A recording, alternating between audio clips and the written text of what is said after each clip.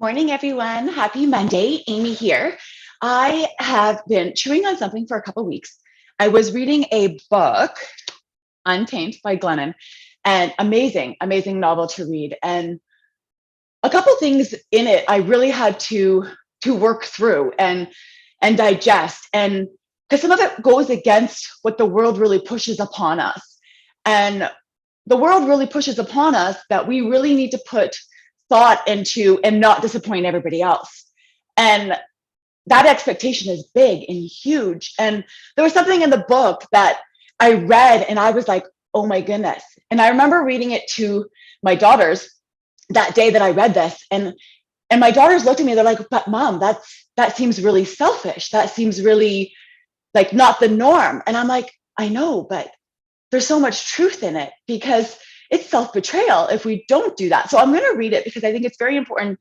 And I actually may read it twice just so you can hear it. This is what it says. Listen, every time you're given a choice between disappointing someone else and disappointing yourself, your duty is to disappoint that someone else. Your job throughout your whole life is to disappoint as many people as it takes to avoid disappointing yourself. Now, in this book, Glennon was saying that to her daughter, and her daughter looked at her and was like, even you, mom? And as a mom, you can imagine how hard that is to say to our kids, please don't disappoint me, because we don't want to be disappointed. But in the same token, if they are disappointing us to stay true to themselves, that's a good disappointment. I don't want my kids to live their life worried about disappointing me or worried about disappointing everybody else if they're not living their truest self. And that's a hard thing to say. And at times it can come across as though, well, we're being selfish, or we don't want to disappoint other people. That's not right. So I'm going to repeat it. I'm going to read it again. Every time you're given the choice between disappointing someone else and disappointing yourself, your duty is to disappoint that someone else.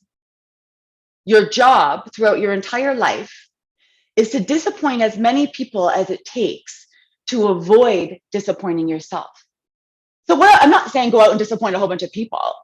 What I'm saying is you need to stay true to who you are and live out your truest self and not worry about what that's going to do to somebody else or the world or expectations that people put on you. Now, that is so hard to actually live that out. But aren't we supposed to evolve as we evolve is to watch one woman at a time live out her truest, most beautiful life without asking for permission or offering an explanation?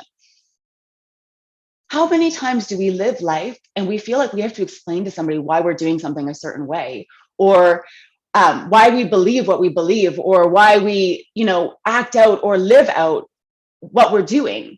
And trust me, this is huge for me myself, because I definitely have huge fear of man, fear of what everyone else is going to think, fear of what my parents are going to think, fear of what, people are going to think if I fail at this, or what if my kids turn out this way or that way, or what is, and I'm tired. I'm tired. It's exhausting. I'm actually disappointing myself because I'm worried about what everyone else is going to think. And so I'm actually not living what I should be living. And now to shift that at this age of my, 40 years of age is hard. And so if we can teach our kids to disappoint as many people as long as they don't disappoint themselves, if we can teach our kids to do that, think about the world we're gonna live in, or that they're gonna live in. It's gonna be truly amazing because they're gonna be their truest self. They're gonna live out honestly and genuinely them. They're not going to have the fear and the labels and the shame, and or it's going to be diminished because they're actually choosing to make a choice to listen to their knowing. They're listening to that knowing inside of them as to what they should be doing. And so often in my life I've listened to everybody else and not that knowing inside of me. And I wonder how many of you listening to this message this morning feels the same way. How many of you have lived out your life worrying about everybody else's and not really listening to your own knowing, or that you were it was easier to disappoint yourself than it was to disappoint somebody else out there? And now knowing this and hearing what the message is today that I've shared with you, what do you think? Do you think that that is being selfish? Do you think that, oh my goodness, I want to live that way? No, I don't want to live that way. Like, where are you on that line? I would love to know, right? Because like I said, I've been chewing on this for a couple weeks now. And part of me was like, well, that's selfish. No, that's not selfish. And I've been going back and forth. But when I think about my kids, I want them to live out that way. But if I want that for my kids, why shouldn't I want that for myself? Right? That's a big question. So I challenge you guys. I want your feedback. I want to know what you guys think about this.